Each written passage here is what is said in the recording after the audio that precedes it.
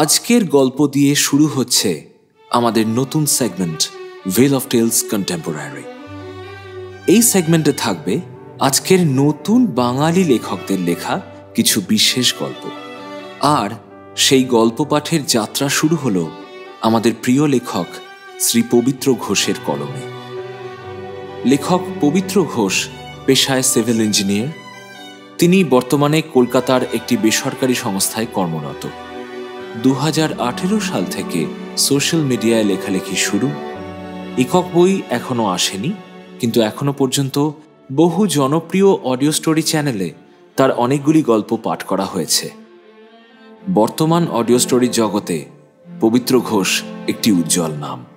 আমাদের আজকের গল্প প্যারানর্মাল এবারত প্রকাশনী থেকে প্রকাশিত প্রেত পুরাণ গল্পগ্রন্থে প্রকাশিত হয়েছে। ভেল অফ টেলসে আজ পবিত্র ঘোষের কাহিনী প্যারানর্মাল। গল্পের প্রোডাকশন ও সাউন্ড ডিজাইন আমি শীর্ষেন্দু ভৌমিক, গল্পের পোস্ট ডিজাইন অভিব্রত সরকার। শুনতে থাকুন আমাদের আজকের গল্প প্যারানর্মাল।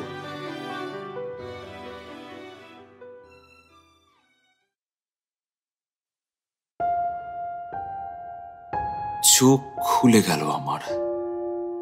আবারও সেই স্বপ্নটা দেখলাম, আর আবারও আমার ঘুম ভেঙে গেল। এই নিয়ে টানা 3 রাত।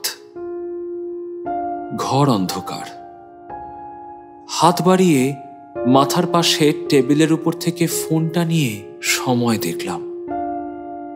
রাত 2:45। টেবিল থেকে আমার রেস্ট ওয়াচটা তুলে নিয়ে সময়টা মেলালাম। হ্যাঁ, রাত 2:45 বাজে। জানালাটা বন্ধ আছে বটে, কিন্তু আমি জানি সেটা খুললেই ঘন অন্ধকার আর কুয়াশায় ঢাকা উঁচু উঁচু গাছগুলো আমি দেখতে পাবো। বাইরেটা নিশ্চুপ, নিস্তব্ধ। ফেব্রুয়ারি এসে পড়েছে, তাও ঠান্ডা কমার নাম নেই। আরো যেন শীত বাড়ছে। দিনের বেলা একটা শিরশিরে ঠান্ডা বাতাস বয়ে যায়। শৈত্যপ্রবাহ। জানালা দরজা সব এঁটে বন্ধ করা। সেই শৈত্যপ্রবাহের ক্ষমতা নেই আমার ঘরে এসে ঢুকবে। গায়ের মোটা কম্বলটা ভালো করে জড়িয়ে একেবারে গুটিসুটি মেরে আছি আমি। ভয় করছে আমার। গতকাল দুপুরে ইন্টারনেটে একটা প্যারানর্মাল ওয়েবসাইটে দেখেছিলাম, রাত 2 থেকে 3টের আশেপাশে কখনো যদি তোমার ঘুম ভেঙে যায়, তাহলে বুঝতে হবে সেই সময় কেউ তোমাকে দেখছে। অশরীরী কেউ। ঘটনার সত্য মিথ্যে যাচাই করার জন্য বিশেষ একটা পরীক্ষা করার কথাও বলা হয়েছিল সেই ওয়েবসাইটে। খুবই সাধারণ একটা পরীক্ষা। জাস্ট একটা দেশলাই কাঠি জ্বালাতে হবে। সেটা যদি স্বাভাবিক আগুনের রঙের শিখায় জ্বলতে থাকে তাহলে চিন্তার কিছু নেই, কিন্তু যদি আগুনের শিখা নীলচে আভা নিয়ে জ্বলতে থাকে তাহলে বুঝতে হবে আশেপাশেই কেউ একজন আছে। আমি হয়তো তাকে দেখতে পাচ্ছি না, কিন্তু সে আমাকে দেখছে। কিন্তু এই আত্মা বা অশরীরী, এদের কি সময়ের জ্ঞান থাকে, নাকি তারা বিশেষ কিছু সময়ের হিসেব মেনে চলে? এই সময়টা হয়তো আমাদের কাছে ওই রাত 2 থেকে 3টে। গতকাল সন্ধ্যে থেকেই ভাবছি আগুনের শিখার পরীক্ষাটা করে দেখব, কিন্তু হাতের কাছে দেশলাই বাক্স নেই। সেটা নিতে গেলে পাশের রান্নাঘরে যেতে হবে। মাথার দিকে দেওয়ালে সুইচ বোর্ডে হাত দিয়ে ঘরের আলো জ্বালালাম। ঘরের সাদা এলইডি ল্যাম্পটা একবার দপ করে জ্বলে উঠেই ধীরে ধীরে বেশ একটু ম্লান হয়ে গেল। তারপর খুব মৃদুভাবে কাঁপতে লাগলো। ইস, ভোল্টেজ ড্রপ। আমি বিরক্ত মনে বিছানা থেকে নেমে ঘর থেকে বেরিয়ে রান্নাঘরে এলাম। রান্নাঘরের আলো জ্বাললাম। এখানেও একই অবস্থা। দেশলাই বাক্সটা নিয়ে নিজের ঘরে ফিরবো বলে সেই দিকে যেই ঘুরেছি, তখনই একটা ব্যাপার চোখে পড়তেই আমি একটু থমকে গেলাম। না, ওই দেয়ালে কোনো ছায়া বা ওইসব কিছু কিন্তু নয়।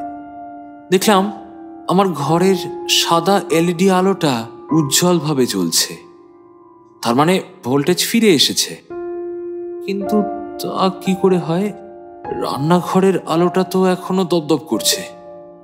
ঘরে ভোল্টেজ এসে গেছে আর রান্নাঘরে আসেনি।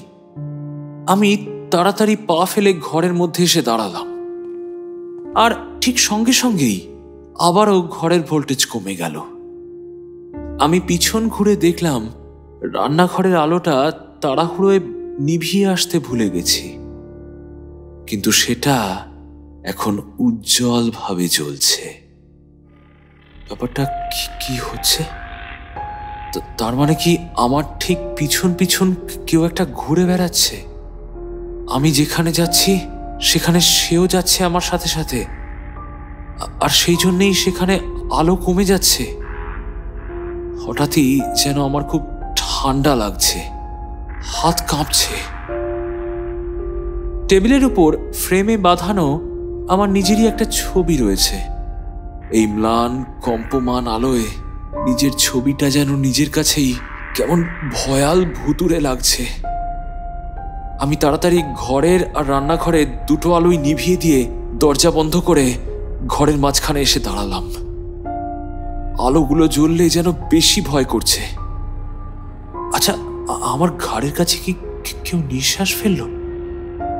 তাড়াতাড়ি বিছানায় শুয়ে কম্বলে আপাদমস্তক ঢেকে নিলাম।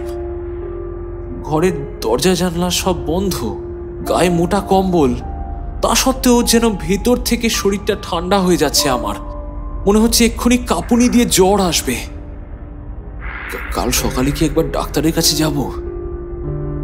কিন্তু ডাক্তার কি আর আমার সমস্যার সমাধান করতে পারবে? এখন মনে হচ্ছে গত সপ্তাহে ওইখানে যাওয়াটাই ভুল হয়েছে আমার। ভূত প্রেত বা অতি প্রাকৃত কোনো কিছুতেই আমার কোনোদিন কোনো বিশ্বাস ছিল না। এখনো যে সম্পূর্ণভাবে বিশ্বাস করি তা বলবো না, কিন্তু কিন্তু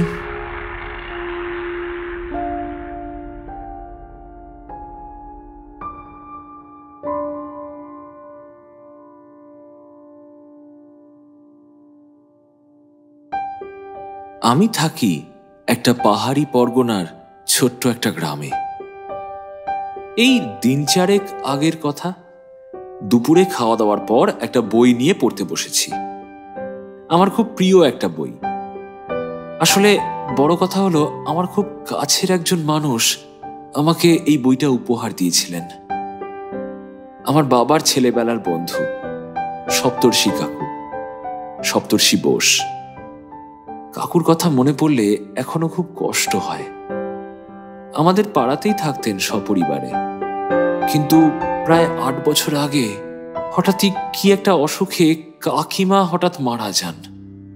আর তার 1 বছরের মাথাতেই এরকমই একটা শীতের সময় ওনাদের একমাত্র মেয়ে ত্রিধা নিরুদ্দেশ হয়ে যায়। আমার বয়স তখন 14, ক্লাস 9-এ পড়ি। স্ত্রীর মৃত্যুটা কোনোভাবে সামলে নিলেও মেয়ের শোকটা বোধহয় কাকুকে খুবই বিব্রত করছিল। তাই কাকু এখানকার বাড়ি বিক্রি করে মধ্যপ্রদেশে চলে যান। আমার সাথে ত্রিধাদির খুব ভাব ছিল, মানে ওই দিদি ভাই টাইপ একটা সম্পর্ক ছিল আর কি। দিদি প্রথম আমার মধ্যে কবিতার প্রতি ভালোবাসা তৈরি করেছিল। এখনো দিদির মুখটা চোখের সামনে ভাসে। কোথায় যে চলে গেল মেয়েটা কে জানে। আমি যেখানে ত্রিধাদিকে ভুলতে পারিনি, সেখানে তার নিজের বাবা কি করে ভুলবে? আমার বই এবং কবিতা প্রীতির কথা সপ্তর্ষি কাকু জানতেন, তাই হয়তো এই পাড়া ছেড়ে যাবার আগে তিনি ত্রিধাদির বেশ কয়েকটা বই আমাকে দিয়ে যান। বইগুলোর মধ্যে আমার সবচেয়ে প্রিয় ছিল জন কিটসের কবিতার একটা সংকলন, 2 মলাটের ভেতর বিশ্ববরেণ্য কবির সেরা কবিতার সমাহার। বইটা কয়েকবার আমি এর আগে ত্রিধাদির কাছ থেকে ধার নিয়েও পড়েছিলাম। কাকু হেসে বলেছিলেন, তোমার কিডসের উপর আগ্রহের কথা ভেবেই এই বইটা দিয়ে যাচ্ছি। এটা আমার কিশোরবেলার সংগ্রহ করা একটা বই। আমার নিজের অ্যাকচুয়ালি কবিতার প্রতি তেমন আগ্রহ কোনোদিন ছিল না, কিন্তু তোমার ত্রিধা দিদি এই বইটা খুব ভালোবাসতো। বইটা ওর কাছেই থাকতো সারাক্ষণ। এটুকু বলে কাকু কিছুক্ষণ চুপ করেছিলেন, তারপর বলেছিলেন, ভাবলাম তোমাকে দিলেই বইটা যত্নে থাকবে। মেয়েটা তো আর রইল না।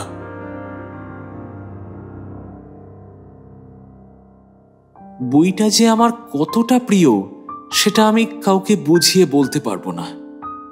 প্রতিদিন অন্তত একবার আমার বইটা হাতে নেওয়া চাই। হয় দুপুরে, নয় রাত্রে, নয়তো দুবেলায়। কবিতাগুলো বারবার পড়েও যেন প্রাণ ভরে না। আমি কিন্তু সাহিত্যের ছাত্র নই, কিন্তু আমার মধ্যে ত্রিধাদি কবিতার প্রতি একটা এমনতর ভালোবাসা জাগিয়ে তুলেছিল যে সবকিছু ভালো করে না বুঝলেও আমি বারবার পড়ি। আর শুধু তাই নয়, এই বইটার মধ্যে একটা জায়গায় আমি একটা ভাঁজ করা কাগজের টুকরো পেয়েছি। তাতে ত্রিধাদির নিজের হাতে লেখা একটা কবিতা, দিদির নিজেরই লেখা। কবিতার নাম মিডনাইট সান, মধ্যরাতের সূর্য। প্রেম আর বিরহ মেশানো একটা অদ্ভুত সুন্দর কবিতা। কবিতার শেষে তারিখ দেওয়া আছে 17 মার্চ 2012, অর্থাৎ ত্রিধাদির অন্তর্ধানের ঠিক 1 বছর আগে। এখনো বসে বসে সেই বইটাই পড়ছিলাম। এমন সময় হঠাৎ করে মোবাইলটা বেজে উঠল। হোয়াটসঅ্যাপে মেসেজ এসেছে, জিতুর মেসেজ। ভাই, এখনই একবার ঠেকে আয়, আর্জেন্ট। আমি প্রমাদ গুনলাম। এর ঠিক আধ ঘন্টা পর পাড়ার থেকে বসে আমি, সাথে আমার বন্ধু বিক্রম আর কাজল। জিতুর পাত্তা নেই। সকলকে ডেকে সে নিজেই সবার শেষে এলো, আর এসেই সে একটা বোমা ফাটালো। চকলেট বোমা না, একেবারে পরমাণু বোমা। ভাই, আজ রাতের পার্টি নিয়ে চাপ হয়ে গেল। কেন রে? আমি গোলপোস্টের মতো হা করে বললাম। কাজল আর বিক্রমের মুখের অবস্থাও তাই। আরে, আমার ঘরটা মনে হচ্ছে খালি থাকবে না। কাজল কাঁই কাঁই করে উঠল। তো তুই যে বললি তোর দোতলার ঘরে কেউ আসে না, তোর প্রাইভেট ঘর। পরীক্ষায় ফেল করার মতো মুখ করে জিতু বলল, হ্যাঁ, সেই কথাই তো ছিল, কিন্তু এই একটু আগে অরুণবদা এসেছে। হঠাৎ করেই কয়েকদিনে ছুটি পেয়েছে, তাই নাকি এখানে কাটিয়ে যেতে চায়। বিক্রম কপাল চাপড়ে বলল, লে হালুয়া। অরুণাভদা হলো জিতুর মাস্তুতো দাদা। দিল্লি না ব্যাঙ্গালোর কোথায় যেন একটা চাকরি করে। বছরে একবার করে আমাদের এখানে আসে। পড়াশোনায় দুর্দান্ত এবং প্রচন্ড অমায়িক। আমরা বেশ ভালোবাসি দাদাকে। আমি বললাম, অন্য কেউ হলে তো একটু গালাগালি দিয়ে মনের জ্বালা মেটাতাম, তো এখানে তো তারও উপায় নেই। অরুণাভদাকে তো আমরাই এখানে বারবার আসতে বলি। কাজল বলল, সে ঠিক আছে, কিন্তু এখন কি করবি? জিনিসপত্র সব কেনা হয়ে গেছে, সব কি ফেলে দিতে হবে? আমরা বাকি 3 জন তার মুখের দিকে চেয়ে রইলাম। আসলে ব্যাপারটা হলো, আজ রাতে আমরা 4 মূর্তি একটু প্ল্যান করেছিলাম যে হালকা চিকেন সহযোগে একটু বিয়ার পার্টি করব। অনেকদিন ধরেই প্ল্যান ছকছিলাম, কিন্তু জায়গা পাচ্ছিলাম না। কয়েকদিন আগে জিতুদের বাড়ির ওপরের তলায় কয়েকটা ঘর তৈরি হয়েছে। তো জিতু নিজের একখানা ঘর পেয়েছে। তার বাবা মা নিচের তলায় থাকেন, ওপরের তলায় সে একা। তাই তার কথা মতোই আমরা প্ল্যান করেছিলাম। পানীয়ের বোতল লুকিয়ে রাখা ছিল বিক্রমের বাড়িতে, আর সন্ধেবেলা মোড়ের মাথার দোকান থেকে চিকেন পকোড়া কিনে আনার কথা হয়েছিল। কিন্তু এখন তো আর তা হওয়ার নয়। অবশ্য আমি জানতাম এইরকমই কিছু একটা হবে। জিতু মেসেজ করেছে আর্জেন্ট, তার মানেই ধরে নিতে হবে কিছু একটা গোলমাল আছে। জিতু করুণ মুখে বলল, তোদের কারোর বাড়ি হবে না বল? সবাই চুপ। বিক্রম বলল, তাহলে আর কি, আবার সেই ছাই ফেলতে ভাঙা কুলো। এই এই না, কাজলের চোখ বড় বড় হয়ে গেল। আজকে অমাবস্যা, অমাবস্যায় তোরা ওই পোড়ো বাড়িতে যাবি? তোরা কি পাগল? ব্যাপার কিছুই না। গ্রামের একেবারে শেষে পাহাড়ের কোলে বন জঙ্গলে ঘেরা একটা অতি প্রাচীন কুঠি বাড়ি আছে। কাঠের ঘুণ ধরা রদ্দিমার্কা একটা পোড়ো বাড়ি। আমরা ওখানে প্রায়ই আড্ডা মারি, রাতে পার্টি করে ঘুমিয়েও পড়েছি অনেকবার। বলাই বাহুল্য, জনমানুষ কেউ ওই বাড়ির ধারে পাশেও যায় না, কিন্তু আমরা যাই। কেউ কেউ বলে বাড়িটা ব্রিটিশ আমলের কোনো এক সাহেবের ছিল, আবার কেউ বলে বাড়িটা নকশালদের আড্ডা ছিল। বাড়ির ইতিহাস নিয়ে দ্বিমত রয়েছে, কিন্তু একটি ব্যাপারে সবাই একমত, ওই বাড়িতে নাকি ভূত আছে। বাড়ি সংলগ্ন জঙ্গলটার অবশ্য তেমন কোনো দুর্নাম নেই। বাঘ ভাল্লুক জাতীয় বড়সড় হিংস্র জানোয়ার কেউ এই জঙ্গলে থাকে না। দু একটা শেয়াল কিংবা বনবেড়াল হয়তো থাকলেও থাকতে পারে, কিন্তু কোনোদিন কোনো রকম কোনো উপদ্রবের খবর আসেনি। বছর 5 আগে পাড়ার এক ধনী পরিবারের ছেলে আকাশ বেদীকে জঙ্গলের ভেতর ছিন্ন ভিন্ন অবস্থায় পাওয়া যায়। তারপর থেকে জঙ্গলে বাঘ আছে এমন একটা গুজব রটেছিল। পয়সাওয়ালা বেদী পরিবারের চাপে সরকার উঠে পড়ে লেগেছিল তদন্তে। শিকারি দিয়ে জঙ্গলের এ প্রান্ত ও প্রান্ত খুঁজেও বাঘ তো দূর, কোনো ফিচকে বেড়ালের সন্ধানও পাওয়া যায়নি। কাণ্ডটা আদৌ ব্যাঘ্র ঘটিত কিনা তাই নিয়ে কোনো রকম কোনো কুল কিনারা হয়নি, কিন্তু কানা ঘোষই খবর এসেছিল যে বাঘটাক নয়, আসলে বড়লোকের বেহায়া সুপুত্তুর আকাশ বেদীর অতি ভদ্র নেশাখোর কিছু সখা বৃন্দ ছিল, আর তাদেরই একজন ছিল ভুরা। সে নাকি এক রাতে নেশায় উন্মত্ত হয়ে ধারালো কোনো অস্ত্র দিয়ে আকাশ বেদীকে খুন করে জঙ্গলে ফেলে রেখে পালায়। ভুরাকে অবশ্য সেই স্তক কোথাও খুঁজে পাওয়া যায়নি, কিন্তু আকাশের দেহের পাশেই মার্ডার ওয়েপন পাওয়া গেছে। কিন্তু সমস্যা হলো সেটায় আকাশেরই হাতের ছাপ, আর কারোর কোনো হাতের ছাপ নেই। এই ঘটনার বছরখানেকের মধ্যেই জঙ্গলে বাঘের গুজব একেবারেই মুছে যায়। অরণ্যদেবের কৃপায় অরণ্যের সাপ মুক্তি ঘটে, কিন্তু বাড়িটার প্রতি মানুষের ভয় কিন্তু গেল না। কিছুই না, ঘন জঙ্গল, তার ভেতর আবার একটা পোড়ো কাঠের বাড়ি, কিছু না কিছু তো আছেই ওখানে। ভয়ের ছোঁয়াচ আমাদের বাড়ির লোকেরও লেগেছিল। আমাদের বারণ ছিল ওই ভুতুরে চত্বরের ত্রিসীমানার কাছেও যেন আমরা না ঘেঁষি। আমি, বিক্রম, জিতু আর কাজল একেবারে ছেলেবেলা থেকেই 4 মাথার মোড়ের মতো এক কাট্টা। বিক্রম একটু বেশি বেপরোয়া, আমি আর জিতু ওই না ভীতু না সাহসী টাইপের, আর কাজল হচ্ছে একেবারে রাম ভীতু।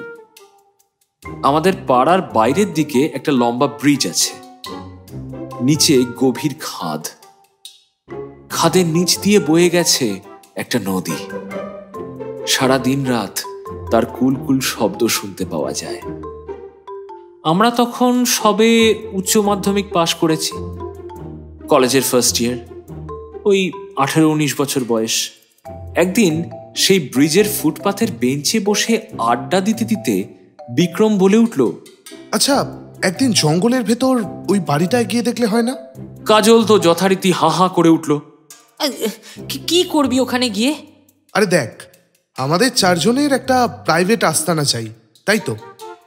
এমনিতেই জঙ্গলে ভূতের ভয় কেউ যায় না, তাই ভাবছি একদিন ওখানে গিয়ে দেখলে হয়। জায়গাটা সুবিধার হলে ওখানেই। ঠিক বানাবি? বিক্রম মাথা নাড়িয়ে সায় দিল। কাজল উত্তেজিত হয়ে বলল, এই ঘন জঙ্গলের ভিতরে এত বছরের পুরনো বাড়ি, ভূত প্রেত থাকতেই পারে। আরে আর কিছু না হোক, গুন্ডা বদমাসদের আড্ডা হতে পারে, জঙ্গলে সাপ খোপ থাকতে পারে। এই শোন, জন্ম থেকে এই পাড়ায় আছি, গুন্ডা বদমাইশের উপদ্রব বলে তো কখনো শুনিনি। আর সাপ খোপ, আরে আমরা তো দিনের বেলায় লাঠি হাতে যাব, কোনো অসুবিধা হবে না। আর ওই যে আকাশদা, ওর বডি তো জঙ্গল থেকে উদ্ধার হয়েছিল। এবার জিতু বলে উঠল, সে তো তার বন্ধুই তাকে খুন করে ফেলে দিয়ে গেছিল, এতে জঙ্গলের কি দোষ? ওই ভুরা শালা মহাশেয়ানা, জানে জঙ্গলে লোকজন যায় না, ওখানে মেরে ফেলে দিয়ে এলে বেশ কয়েকদিন কেউ খোঁজ করতে যাবে না। ও ততক্ষণে ধা। বিক্রম বলল, প্ল্যানটা সত্যি ভালোই লাগিয়েছিল। কেউ তাকে আর খুঁজেই পেল না। সে দিব্যি কোথাও মস্তি করছে এখন। আচ্ছা যাক সে কথা, প্রায় 3 বছর আগের কিস্সা, ওসব বাদ দে। তারপর থেকে জঙ্গল বা ওই বাড়ি নিয়ে আর তো কোনো হাঙ্গামা হয়নি। আমি বলি কি, চল না একটু সাহস করে গিয়েই দেখি। একটু সাহস দেখালে হয়তো ভালো একটা আস্তানা পেয়ে যাব। কাজলের মুখে তখনও আশঙ্কার ছায়া। একটা অ্যাডভেঞ্চারের আনন্দে আমি আর জিতু দুজনেই বিক্রমের কথায় সায় দিয়ে কাজলকে দমিয়ে দিলাম।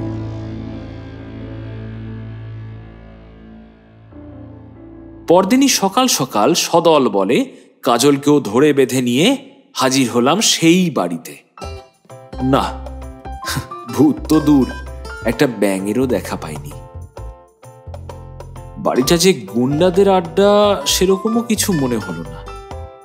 সেদিন বেশ কিছুক্ষণ থাকার পর আমরা ঠিক করলাম আস্তে আস্তে দুপুর, তারপর বিকেল এবং শেষে সন্ধে পর্যন্ত সময় এই বাড়িতে কাটাবো।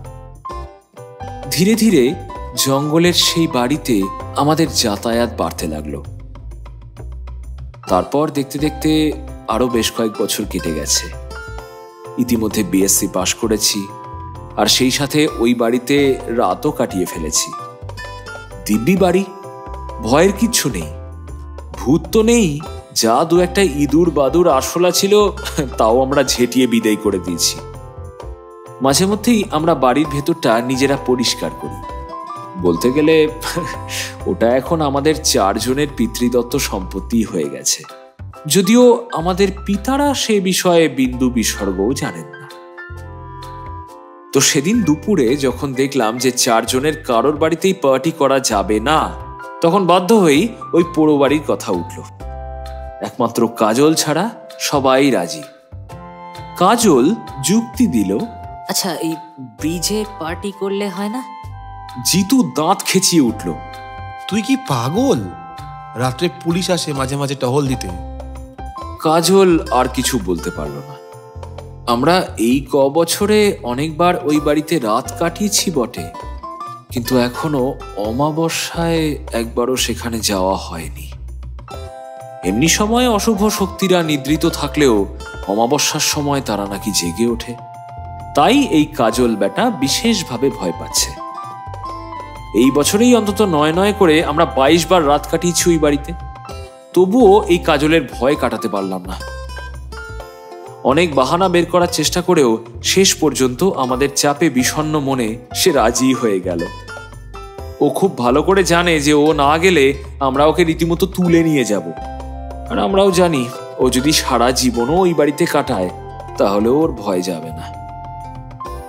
যাই হোক, শেষ পর্যন্ত ঠিক হলো জঙ্গলের বাড়িতেই আমাদের রাতের জলসা বসবে। 9টা নাগাদ 4 জনের চলে আসা চাই। বিক্রমের উপর দায়িত্ব পড়ল কাজলকে ধরে আনার।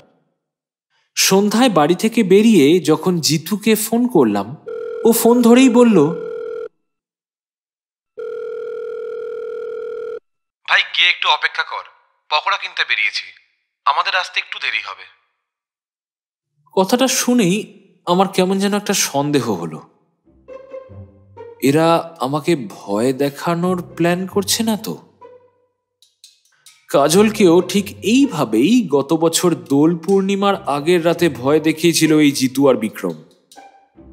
আমি সেই সময় আমার ছোট মাসির বাড়ি ছিলাম, ফলে আমার অনুপস্থিতিতেই ওরা কাজলকে জিতুর বাড়িতে ডেকে এনে খুব ভয় দেখিয়েছিল। আমি পাড়ায় থাকলে অবশ্য এটা হতে দিতাম না, কারণ কাউকে জোর করে ভয় দেখানোর মধ্যে আমি কোনো মজা পাই না। বিক্রম নাকি সাদা শাড়ি পরে পেতনি সেজে ছাদের এক কোণে অন্ধকারে বসেছিল। ঠান্ডা হাতে নাকি 2 হাত চেপে ধরেছিল কাজলের, আর তাতে নাকি ভয়ে কাজল নিজেই শাকচুন্নির মতো নাকি সুরে করে ভিড়মি খেয়ে পড়ে গিয়েছিল। পরে শুনেছিলাম বিক্রম নাকি বেশ কিছুক্ষণ ধরে বরফ জলে হাত ডুবিয়ে বসেছিল হাত ঠান্ডা করার জন্য। সত্যি কি ডেডিকেশন মাইরি! 7 শয়তান মরার পর বোধহয় ওই 2 হতভাগা জিতু আর বিক্রমের জন্ম হয়েছিল। কিন্তু আমি তো নন্দ মিস্ত্রির ছেলে কাজল মিস্ত্রি না, আমাকে ভয় দেখাবি? ঠিক আছে, তাই হোক, দেখি তোরা কি করিস। নিজের মনেই বেশ মজা অনুভব করতে লাগলাম। আজকে পাড়াটা যেন একটু বেশি নিস্তব্ধ। কিছু দূর এগোতেই মনে হলো দূরের জঙ্গল থেকে কিছু একটা যেন ডেকে উঠল, শেয়ালের মতন কিছু। একবার মনে হলো বাড়ি ফিরে একটা লাঠি নিয়ে নিই। আগে আমরা লাঠি হাতেই জঙ্গলে যেতাম, কিন্তু এখন আর দরকার পড়ে না।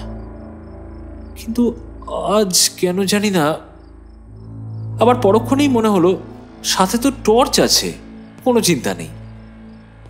আমি দ্রুত পায়ে হেঁটে জঙ্গলের দিকে এগোতে লাগলাম। আমাদের এলাকায় গাছপালা খুব বেশি, তারই মাঝে ঘরবাড়িগুলো ইতস্তত বিক্ষিপ্ত এদিক ওদিক ছড়িয়ে রয়েছে। বেশ ঠান্ডা, পাঞ্জাবি আর জিন্সের উপর শাল জড়িয়ে বেরিয়েছি আমি। সাথে টর্চ আছে, জঙ্গলের রাস্তায় নামার পর কাজে লাগবে। শিরশিরে ঠান্ডা আর আবছা কুয়াশা ভেদ করে আমি এগিয়ে চললাম। একটা কথা এখনই বলে রাখি, আপনারা অনেকেই হয়তো সহমত হবেন। কোনো কিছু অশুভ হওয়ার আগে কোথাও থেকে কিছু একটা যেন ইঙ্গিত আসে, সেখান থেকেই সবটা বুঝে নিতে হয়। আমারও বুঝে নেওয়া উচিত ছিল। যখন পাহাড়ের কোলে এসে পৌঁছলাম, তখনই কেমন যেন একটা অদ্ভুত মিষ্টি ফুলের গন্ধ পেলাম কিছুক্ষণের জন্য। এই গন্ধটা আমি আগে কোনোদিন পাইনি। এটাই ছিল প্রথম ইঙ্গিত, যেটা আমি বুঝতে পারিনি। সাথে টর্চ ছিল, আলো জ্বালিয়ে চারিদিক দেখলাম কোথাও কোনো ফুল টুল ফুটেছে কিনা। ঝোপঝাড় ছাড়া কোথাও আর কিছুই নজরে পড়ল না। তখন অতটা পাত্তা দিইনি। ফিরে তাকিয়ে দেখলাম শুধু কুয়াশা আর অন্ধকার। নিজের চেনা পৃথিবী, নিজের পাড়া, সবকিছু পিছনে ফেলে যেন অন্য কোনো একটা জগতে ঢুকে পড়েছি আমি। চারিদিকে অপার নিস্তব্ধতা। নিস্তব্ধতা আমার ভালোই লাগে, তাই এই ইঙ্গিতটাকেও শটান অবজ্ঞা করলাম। টর্চের আলো ফেলে ধীরে সুস্থে এগোতে লাগলাম। গন্ধটা কিন্তু আর পেলাম না। কিছুটা এগোতেই অন্ধকারের মধ্যে মনে হলো যেন পথ চিনতে পারছি না। চেনা রাস্তা, এর আগে অনেকবার এসেছি, কিন্তু আজ অন্ধকার আর কুয়াশার মধ্যে কেন জানি না রাস্তাটা ঠিক করতে পারলাম না। তবে এই কবছরে অন্তত সন্ধ্যার পর আমি কখনো এখানে একা আসিনি। যতবার এসেছি চারজনে এসেছি, নয়তো কমপক্ষে দুজন তো একসাথে ছিলামই। তাছাড়া আমার রাস্তা গুলিয়ে ফেলার একটা অদ্ভুত ব্যারাম আছে। আমার এক প্রফেসরের বাড়িতে টানা 2 বছর পড়তে গিয়েও আমি শেষে একদিন পথ হারিয়ে ফেলেছিলাম। যাই হোক, বেশ কিছুক্ষণ জঙ্গলের ভেতর ঘুরে বেড়ানোর পর বন্ধুদের ফোন করব কিনা ভাবছি, এমন সময় হঠাৎ টর্চের আলোয় ঘুণ ধরা কাঠের সিঁড়ি দেখতে পেলাম। কিন্তু এটা তো বাড়িটার পিছন দিকের সিঁড়ি। এদিকটায় আমরা খুব একটা আসি না, তাই জায়গাটা অগোছালো, অপরিষ্কার, সিঁড়ির গায়ে লতা পাতা জড়ানো। যাই হোক, আপাতত মনস্থ করলাম এইখান দিয়েই বাড়ির ভেতরে ঢুকে যাব। সিঁড়ি ভেঙে বারান্দা পার হয়ে ঘরে ঢুকে এসে চটপট পকেট থেকে মোমবাতির প্যাকেট বের করে একটা মোটা মোমবাতি ধরালাম। বাড়ির পিছন দিকের একটা ঘরে রয়েছি আমি। কিছুটা এগিয়ে গেলেই দরজা, তার মধ্যে দিয়ে সামনের দিকে যাওয়া যায়। ঘরের ভেতরটা খুব ঠান্ডা আর স্যাঁতস্যাঁতে।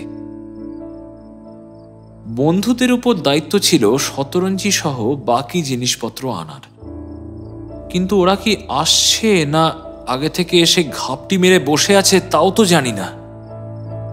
জিতুকে একটা ফোন করতে গেলাম, ওমা দেখি ফোনে নেটওয়ার্ক নেই। কোনোদিনই এই বাড়িতে মোবাইল ফোনের নেটওয়ার্ক সংক্রান্ত কোনো অসুবিধা তো হয়নি। কিছুক্ষণ দাঁড়িয়ে থেকে অপেক্ষা করলাম নেটওয়ার্ক আসার, কিন্তু কিছুতেই কিছু না হওয়ায় শেষে ঠিক করলাম ফোনটা একবার বন্ধ করে আবার রেস্টার্ট করি। পাওয়ার বাটনে চাপ দিতে যাব, ঠিক তখনই পায়ের ঠিক নিচ থেকে একটা শব্দ পেলাম। প্রথমে মনে হয়েছিল ভুল শুনছি, কিন্তু বুঝলাম শব্দটা সত্যি হচ্ছে। আমি যেখানে দাঁড়িয়ে আছি ঠিক তার নিচে, মেঝের নিচ দিক থেকে কাঠে কে যেন টোকা দিচ্ছে। তবে কি মেঝের নিচে কোনো ঘুপচি ঘরটর আছে? এতদিন তো বুঝিনি। অবশ্য এদিকের ঘরে খুব একটা আসা হয়নি এই বছরে। যে দু একবার এসছি তখন সেভাবে খেয়ালও করিনি। শব্দটা কিছুক্ষণের জন্য বন্ধ হতেই আমি ভালো করে মেঝের দিকে তাকালাম। বেশ পোক্ত মেঝে, কাঠে এখনো সেভাবে ঘুণ ধরেনি।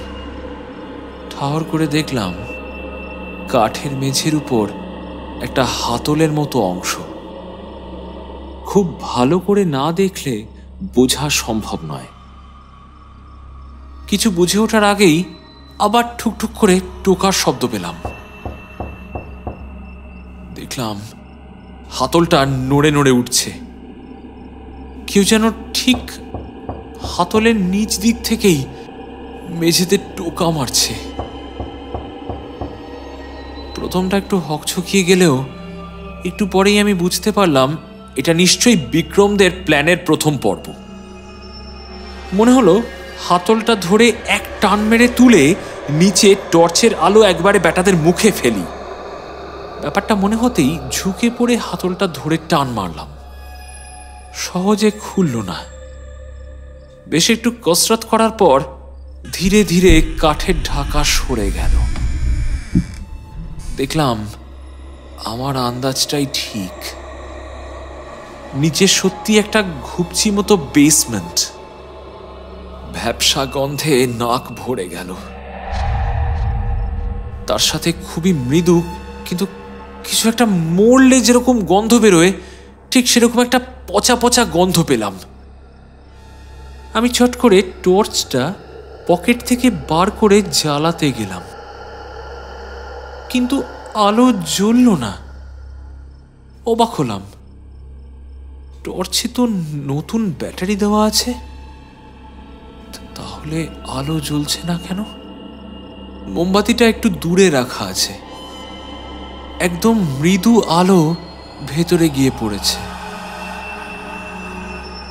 আমি মোবাইলের আলো ভেতরে ফেলে দেখতে পারতাম, কিন্তু সেটা আমি করলাম না। তার কারণ আমি একেবারে নিশ্চিত হয়ে পড়েছিলাম যে জিতু আর বিক্রম আমার সাথে খেলা করছে। হয়তো ওই কাজলকেও দলে টেনে নিয়েছে। বেসমেন্টের ভেতরে যেটুকু আলো পড়েছে তাতে আমি স্পষ্ট দেখলাম কেউ একজন সাদা কাপড় পরে, বা বলা ভালো সাদা কাপড়ে নিজেকে জড়িয়ে আমার দিকেই তাকিয়ে আছে। সেই সাদা কাপড়, সেই ভূতভূত খেলা, যত সব বস্তা পচা আইডিয়া। আমি মনে মনে বেশ বিরক্ত বোধ করলাম। ভাবলাম এখনই আলো ফেলবো না, আগে একটু অভিনয় করি।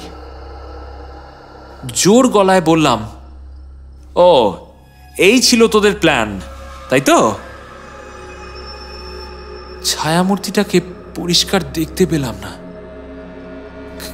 কিন্তু মনে হলো সে যেন আমার দিকে তাকিয়ে দাঁত বার করে হাসল। আমি ভাবলাম আগে একটু খেলিয়ে নি, তারপর হঠাৎ মোবাইলের আলো ফেলে উদম গালাগালি দেব। একটু ভেবে আমি বললাম, কে তুমি? ছায়ামূর্তিটা সামান্য কিছুক্ষণ চুপ করে থেকে তারপর অদ্ভুত সাপের মতো হিস হিসে অথচ সুরেলা কণ্ঠে আমাকে বলে উঠল, কেমন আছিস সৌম্য? আমি বেশ অবাক হলাম। এত ভয়াল অথচ সুন্দর কণ্ঠস্বর বের করতে পারা চারটিখানি কথা নয়। সত্যি শরীরের মধ্যে কেমন যেন একটা শিরশিরানি জেগে উঠছিল। তার উপরে ওই গন্ধযুক্ত স্যাঁতস্যাঁতে বেসমেন্ট। এখানে বেটারা আমার জন্য এতক্ষণ অপেক্ষা করছিল। সত্যি ডেডিকেশন আছে। একে সাদা কাপড়ে ঢাকা অবয়ব, তার উপরে আবার এরকম গলা। আমি নিশ্চিত এই সাদা কাপড়ে ঢাকা অবয়বটা হচ্ছে জিতু অথবা বিক্রম, মানে এই দুটোর মধ্যেই কেউ একটা হবে। আমি একটু ফ্লার্ট করা স্টাইলে বললাম, আমি তো বেশ আছি, তা তুমি কেমন আছো? ঠিক একই রকম অদ্ভুতভাবে জবাবটা এলো। সৌম্য, আমাকে চিনতে পারছিস? আমাকে চিনতে পারছিস? এইবার আমি একটু থমকে গেলাম। শরীরটা কেমন যেন একটু ভার ভার লাগলো। ভেতর থেকে কথাগুলো বলার সাথে সাথে একটা যেন ঠান্ডা বাতাস বেরিয়ে এসে লাগলো আমার গায়ে। কিন্তু আবার মনে হলো এটা হয়তো ওদের কোনো ফন্দি। কোনোভাবে আমার মুখে ঠান্ডা হাওয়া দিয়ে আমাকে ভয় দেখানোর চেষ্টা করছে। ভাবলাম, বাহ, বেশ তো। মুখে বললাম, না, তোমাকে তো চিনি না। তুমি কি এখানেই থাকো? একটু থেমে সে আগের মতোই হিস হিস করে বলল, না, আমাকে এখানে আনা হয়েছে। কেমন যেন বুকটা ধড়াস করে উঠল। কিছু বুঝতে না পেরে জিজ্ঞেস করলাম, আনা হয়েছে? কে এনেছে এখানে তোমায়? ছায়ামূর্তি কিছু একটা বলল, কিন্তু আমি যেন ঠিক বুঝতে পারলাম না। মনে হলো সে যেন বলছে, আমি বাইরে বেরোতে চাই, বাইরে বেরোতে চাই আমি। কথাটা যেন আমার কানের কাছে ফিসফিসিয়ে গেল। তার সাথে আবারও আর একটা দমকা ঠান্ডা হাওয়া বয়ে গেল আমার শরীরের উপর দিয়ে। আর ঠিক সেই মুহূর্তে আমার কেন জানি না মনের মধ্যে একটা চরম অস্বস্তি শুরু হলো। এই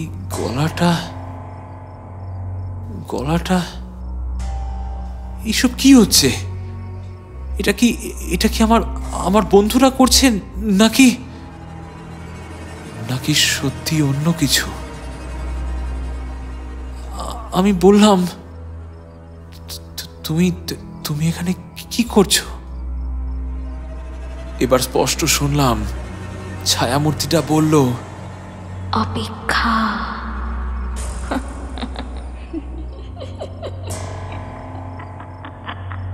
কথাটা শেষে যেন সে একটু হাসলো। আমার গলা শুকিয়ে এলো। জানি না, মনে হলো হাসির মধ্যে যেন একাধিক নারী পুরুষের কণ্ঠ শুনতে পেলাম। কিন্তু আমি কিছু বলবার আগেই সে বলল, আমাকে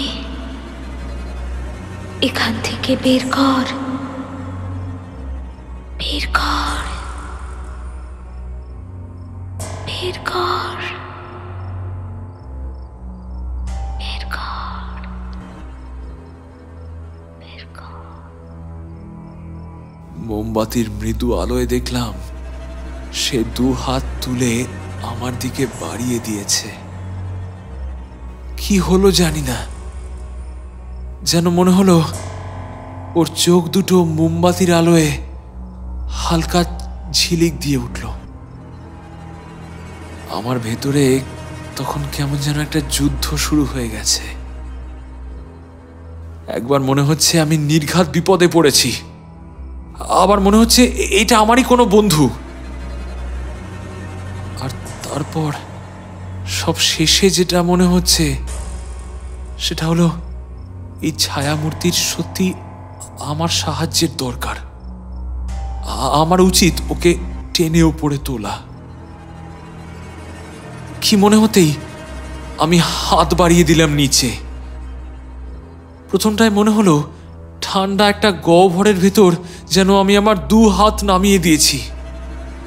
গহ্বরের নিচে যে রয়েছে তার 2 হাত আমার হাতের সংস্পর্শে এসে যাওয়ার পরও আমি যেন ঠান্ডা বাতাস ছাড়া কিছুই অনুভব করতে পারছি না। কিছুক্ষণ হাত নামিয়ে রাখার পর ধীরে ধীরে অনুভব করতে পারলাম দুটো খসখসে মোটা দড়ির মতন কিছু যেন আমার 2 হাতে জড়িয়ে ধরল। আমার সমস্ত শরীর ঠান্ডা হয়ে এলো। তারপর যে কি হলো আমি কিছু বুঝতে পারলাম না। অনেকক্ষণ ধরে আমি হাত নামিয়েই রাখলাম। তারপর কি মনে হতেই হাত দুটো যেই ওপরে তুললাম আর মোমবাতির আলোয় যা দেখলাম তাতে আমার হাড় হিম হয়ে গেল। বিক্রম নয়, জিতু নয়, কাজল তো নয়, দুটো কালো কুচকুচে পোড়া চামড়ার মতো দুটো হাত আমার 2 হাতের সাথে জড়িয়ে রয়েছে। শুধু দুটো পোড়া হাত। চিৎকার করে আমি লাফিয়ে উঠলাম। কাঠের মেঝের উপর আছাড় খেয়ে পড়তেই মোমবাতিটা মাটিতে পড়ে নিভে গেল। আমি কোনো মতে নিজের হাত থেকে সেই দুটো অপার্থিব হাত ছাড়িয়ে নিয়ে ভাঙা জানালা দিয়ে লাফিয়ে পড়লাম বাইরে। তারপর জঙ্গলের ভেতর দিয়ে ছুটতে লাগলাম। ছুটতে ছুটতে মনে হচ্ছিল কেউ যেন আমার পিছনে পিছনে আসছে। তারপর সোজা গিয়ে ধাক্কা খেয়েছিলাম বিক্রমের সাথে। ওরা তখন ওই বাড়ির দিকেই আসছিল। আমাকে দেখে জিতু, বিক্রম সবাই চমকে উঠেছিল। আমি উদ্ভ্রান্তের মতো চেঁচিয়ে উঠেছিলাম, যাস না, যাস না, আমরা কোনোদিন আর ওখানে যাব না, কোনোদিন যাব না, পালা এখান থেকে, ওখানে যাস না। আমার অবস্থা দেখে ওরা বাকরুদ্ধ হয়ে গিয়েছিল। একটা ভয় যেন গ্রাস করেছিল ওদের। 4 জনেই ছুটতে ছুটতে ফিরে এসেছিলাম আমাদের বাড়িতে। সে রাতে 4 জনেই আমার ঘরেই কাটাই।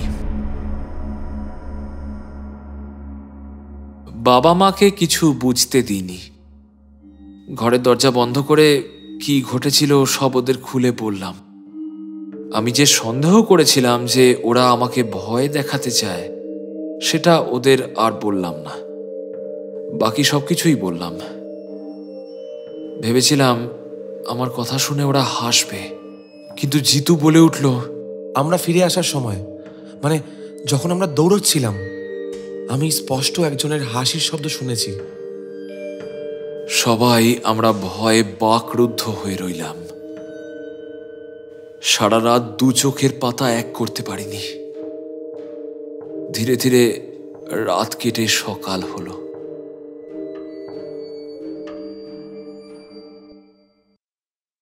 এরপর 3 দিন কেটে গেছে। আমার বন্ধুরা নিজেদের ছন্দে ফিরে এসেছে, কিন্তু আমি কিছুতেই স্বাভাবিক হতে পারছি না। কয়েকটা জিনিস ভাবলেই অস্বস্তি হচ্ছে আমার। সেই রাতে ওই বাড়িতে যাকে দেখেছিলাম সে আমাকে শুরুতেই 2টো কথা বলেছিল। আমি ওই গলাটা যেন চিনতে পেরেছি। আমার কেন জানি না মনে হচ্ছে ওটা আর কেউ নয়, ওটা ত্রিধাদি, আমাদের সপ্তর্ষি কাকুর মেয়ে ত্রিধাদি। হ্যাঁ, মানে তখন ভয়ের চোটে থতমত খেয়েছিলাম বলে সেই মুহূর্তে সব যেন গোলমাল হয়ে গিয়েছিল। কিন্তু যত সময় যাচ্ছে আমার বারবার মনে হচ্ছে আমি ত্রিধাদিকে দেখেছি।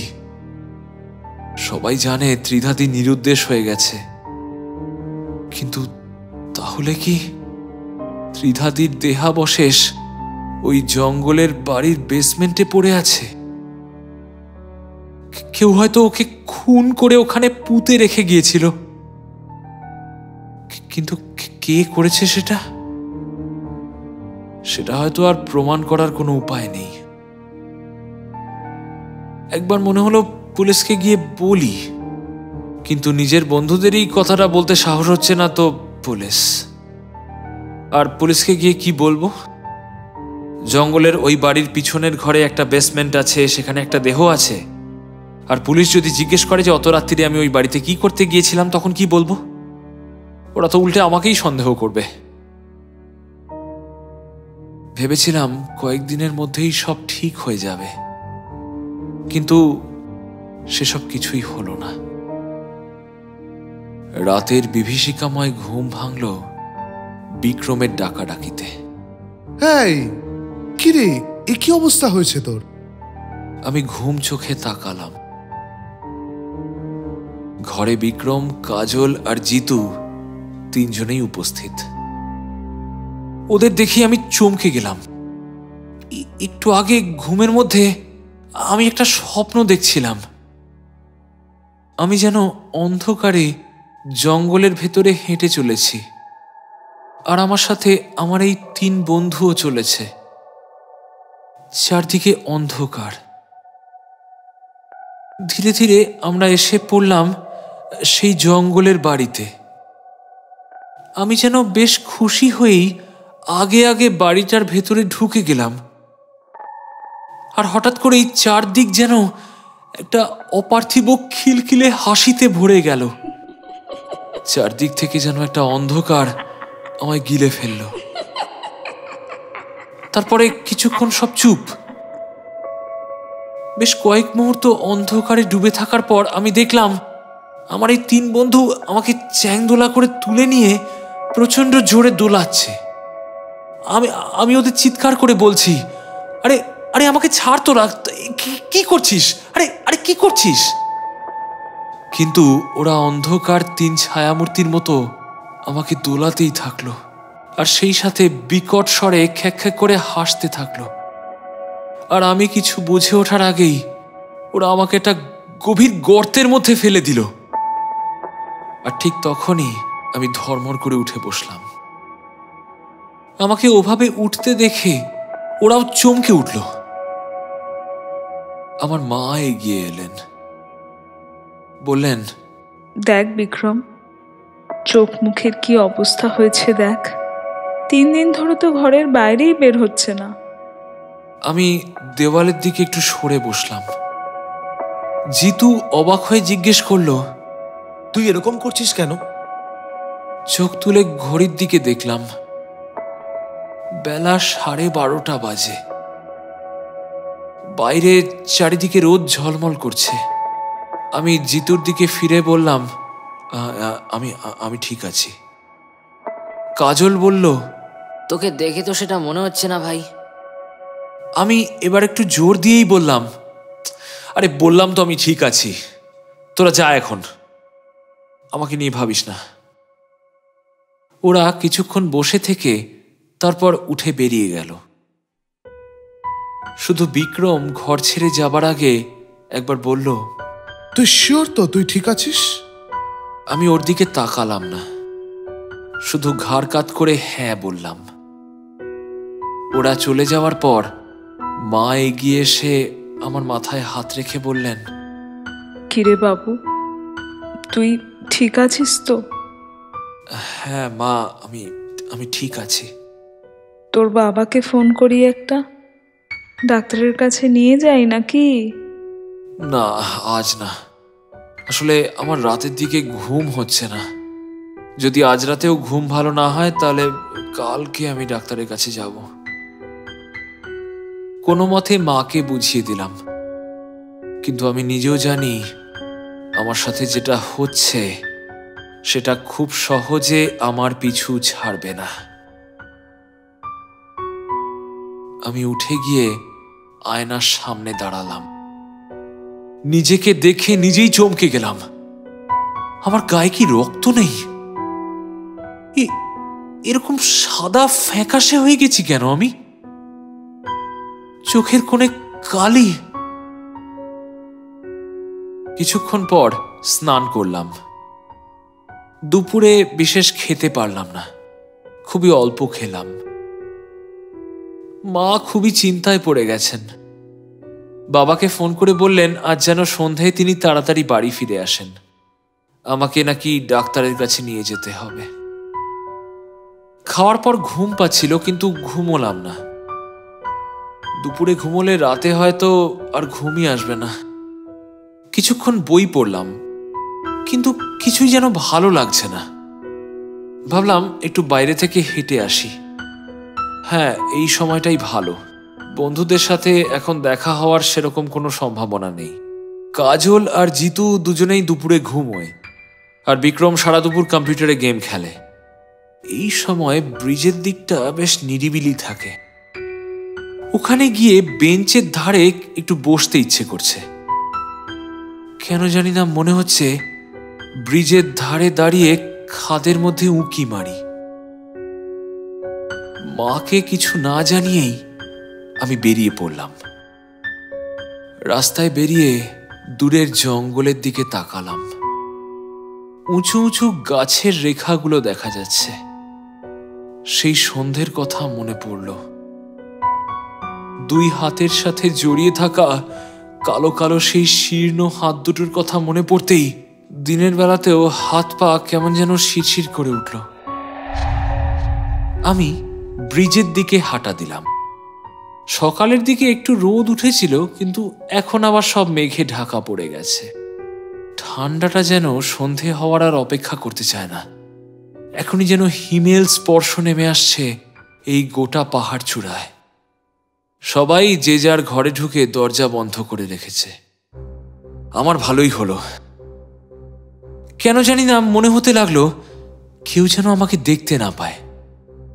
একটা অদৃশ্য শক্তি যেন আমাকে টেনে নিয়ে চলেছে সেই ব্রিজের দিকে। কে টানছে আমাকে? ত্রিধাদি? কিন্তু আমি কি করেছি? জঙ্গলের ওই বাড়িতে যদি কেউ ওকে খুন করে নিচের বেসমেন্টে ফেলে রেখে চলেও যায়, সেটার জন্য আমি কিভাবে দায়ী? ওই বাড়িতে গিয়ে আমি কি ওর শান্তি ভঙ্গ করেছি? কিন্তু সেটাই বা কিভাবে হয়? এর আগেও তো আমি বহুবার ওই বাড়িতে গেছি, রাত কাটিয়েছি, তখন তো কিছু হয়নি। আর আমাকে কেন? আমার বাকি বন্ধুদের কেন নয়? অবশ্য এই প্রথম আমাদের মধ্যে কেউ একা একা ওই বাড়িতে গিয়েছিল। কিন্তু আমি তো ইচ্ছে করে যাইনি। আমার বন্ধুরা দেরি করলো বলেই তো আমি আগে আগে গিয়ে ওখানে উপস্থিত হলাম। এই আমার বন্ধুগুলোই আমাকে বিপদে ঠেলে দিল। তাই বোধহয় ওই স্বপ্নটা দেখলাম। ওরা তিনজন আমাকে জাস্ট ধরে নিয়ে বিপদের গহ্বরে ফেলে দিল। হাঁটতে হাঁটতে ব্রিজের কাছে কখন যে চলে এসেছি খেয়ালই নেই। বেঞ্চের পাশে এসে দাঁড়ালাম। ব্রিজের নিচটায় উঁকি দিলাম। সাদা ছেঁড়া ছেঁড়া কুয়াশায় ঢাকা নিচটা। হঠাৎ ক্ষীণ একটা শব্দে যেন চমকে উঠলাম আমি। যেন খাদের নিচ থেকে কেউ আমাকে ডাকছে। কুয়াশার স্তর ভেদ করে কেউ আমাকে ডাকছে। ব্রিজের একপাশে রেলিংটা একটু ভাঙা। একবার একটা গাড়ি এই রেলিং এ ধাক্কা মেরেছিল, সেই থেকেই ওই জায়গাটা ভাঙা। আমি সেখানে এসে দাঁড়ালাম। গা শিরশির করছে। আমার আর খাদের মাঝখানে এখন আর কোনো বাধা নেই। আমি নিচ থেকে শুনতে পাচ্ছি একটা ডাক। দু হাত বাড়িয়ে একটা পা এগিয়ে দিলেই হলো।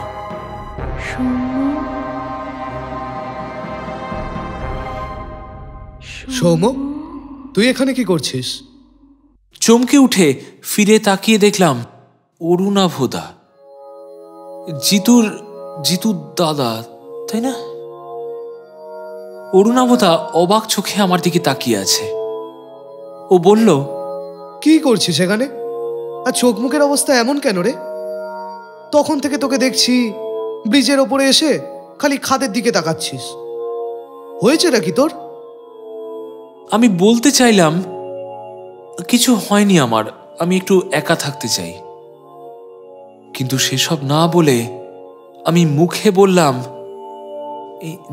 নিচে না কেউ একজন পড়ে গেছে, আমাকে ডাকছে সৌম্য সৌম্য করে। কই, কে ডাকছে?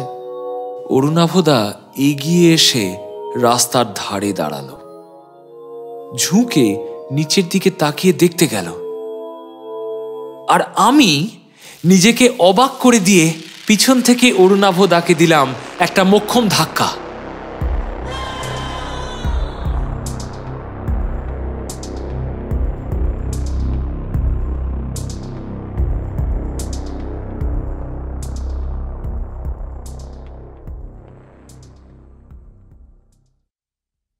পরদিন সকালে ঘুম থেকে উঠলাম বিক্রমের ডাকাডাকিতে।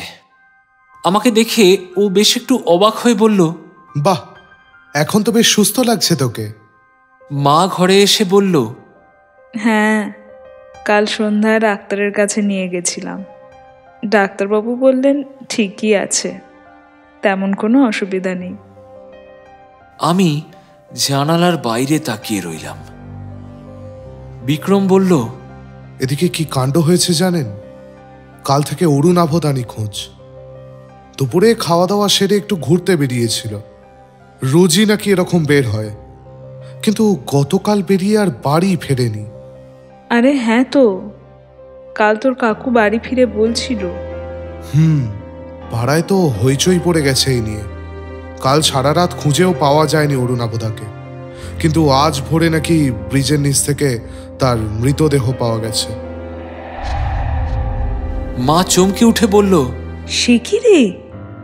বিক্রম আরো কিছু বলল, কিন্তু আমার কানে একটা কথাও ঢুকল না।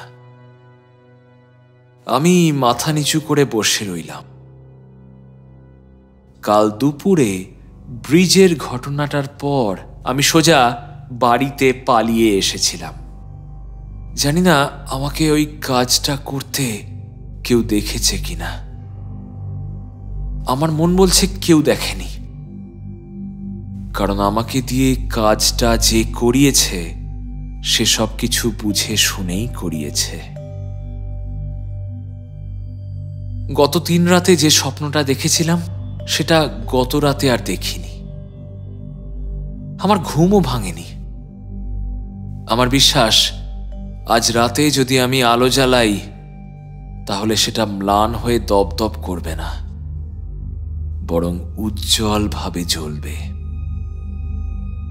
শরীরটা এখন অনেক সুস্থ লাগছে বলেই সবকিছু ধীরে ধীরে পরিষ্কার হয়ে যাচ্ছে আমার কাছে। আমার দুঃস্বপ্নে যে 3 জন ছায়ামূর্তিকে আমি দেখতাম, যাদের আমি ভাবতাম আমার 3 বন্ধু, এখন আমি দিব্যি বুঝতে পারছি সেই 3 জন আসলে আকাশ বেদী, ভুরা আর অরুণাভদা। মনে পড়ল ত্রিধাদির লেখা সেই কবিতাটার কথা, মিডনাইট সান, মধ্যরাতের সূর্য। তারিখ অনুযায়ী যার সময়কাল ছিল ত্রিধাদির নিরুদ্দেশ হওয়ার ঠিক 1 বছর আগের, মানে ওর মা মারা যান যে সময়। হয়তো অরুণাভদা সেই সময় এখানে ছিল, আর ত্রিধাদির সঙ্গে ওর একটা সম্পর্কও তৈরি হয়। অন্ধকারে আলো হয়, মিডনাইট সান। আর এর ঠিক 1 বছর পরে ত্রিধাদি নিরুদ্দেশ হয়ে যায় বলে খবর রটে যায়। কিন্তু প্রকৃতপক্ষে তার কি হয়েছিল সেটা এখন আমি আন্দাজ করতে পারছি। সেই পাপের ফলস্বরূপ আকাশ মারা পড়েছে, ভুরা নিরুদ্দেশ। হয়তো ওরও কোনো একটা মর্মান্তিক পরিণতি ঘটেছে। আর অরুণাভদা, সেও শাস্তি পেল। কাজটা সম্পন্ন হলো আমার মাধ্যমে। এর আগে আমরা অনেকবার ওই বাড়িতে গেছি, কিন্তু কোনোদিন কোনো ঘটনা ঘটেনি, কারণ তখন অরুণাভদা আমাদের এই পাড়ায় আসেনি। আমার জায়গায় যদি সেদিন সন্ধে আমার অন্য কোনো বন্ধু থাকতো, তাহলে হয়তো ত্রিধাদি তাকেই অবলম্বন করত। কিন্তু স্বপ্নে আমি ত্রিধাদির জায়গায় নিজেকে কেন দেখতাম? 3 ছায়ামূর্তি আমাকে বেসমেন্টে ফেলছে এরকম কেন দেখতাম? তার একটাই কারণ, সেই সন্ধ্যায় ত্রিধাদির আত্মা আমার শরীরটাকেই আশ্রয় করে নিয়েছিল। আমি হয়তো ভাবছিলাম অশরীরই আমাকে দেখছে, আমার পাশে পাশে বা পিছন পিছন হেঁটে বেড়াচ্ছে, কিন্তু তা নয়। সে ছিল আমার ভেতরে, আমার আত্মারই একটা অংশ হয়েছিল সে। এই ভালো কথা। হঠাৎ বিক্রমের কথায় আমার সম্বিত ফিরল। মা এখন আর ঘরে নেই। বিক্রম চারদিকটা একটু দেখে নিয়ে গলা নামিয়ে বলল, অরুণাবদাকে খুঁজতে খুঁজতে কাল কিছু লোক জঙ্গলে ঢুকেছিল। তারা দেখেছে বাড়িটা নাকি আর নেই, তার জায়গায় পোড়া কাঠ আর ছাইয়ে স্তূপ। কি সাংঘাতিক কাণ্ড!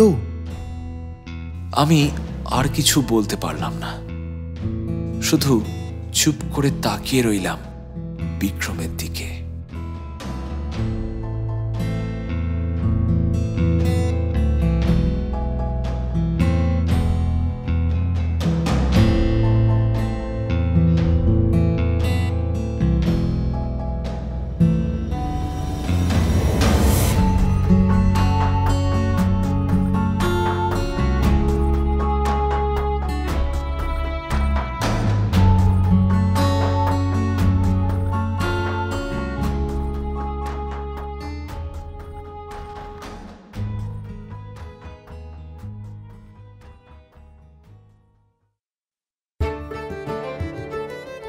শেষ হলো আমাদের আজকের গল্প প্যারানর্মাল।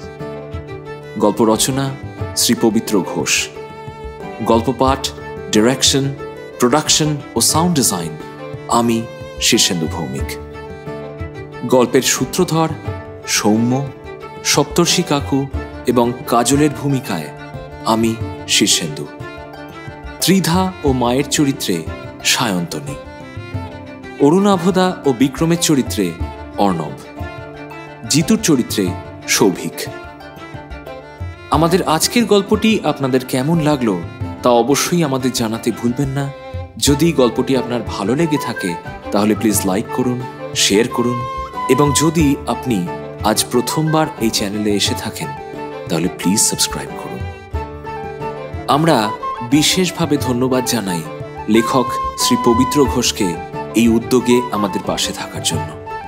একই সঙ্গে আমরা আন্তরিকভাবে ধন্যবাদ জানাই স্ক্যাটার্ড থটস অডিও স্টোরি চ্যানেলের অর্ণব এবং সৌভিককে। স্ক্যাটার্ড থটস বর্তমানে খুবই জনপ্রিয়তা অর্জন করেছে। ওদের চ্যানেলের লিংক আমাদের এই ভিডিওর ডেসক্রিপশন বক্সে দেওয়া রইল। আপনারা অবশ্যই ওদের চ্যানেল ভিজিট করুন এবং প্লিজ সাবস্ক্রাইব করুন। আগামী সপ্তাহে ভেল অফ টেলস আবারও ফিরে আসবে তার পরবর্তী গল্প নিয়ে। ভালো থাকবেন।